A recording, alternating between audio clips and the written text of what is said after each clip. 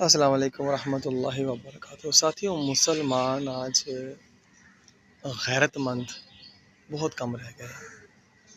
हर जगह बेहयाई और बग़ैरती इस कदर फैल चुकी है कि बस जिसकी कोई इंतहा नहीं। और जब पूछा जाए कि कौन हो भाई, तो आशिक़ रसूल बताते हैं, रसूलुल्लाह सल्लल्लाहु अलैहि वसल्लम का उम्मती बताते हैं। मगर हकीकत में हम लोग यहूद व नसारा से भी बदतर हो चुके हैं। तबाही बर्बादी हर तरफ नंगा नाच रही है। बहनें बेटियों की इज़्ज़तें आज पामाल हैं। स्कूल कॉलेज यूनिवर्सिटियों में तबाही बर्बादी फैल रही है।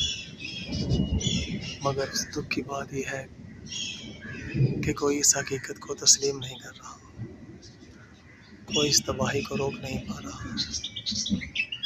हुक्मरान यहूद व नसारा के ग़ुलाम बन चुके हैं और हम मुसलमान अपने हुक्मरानों के ग़ुलाम बन चुके हैं।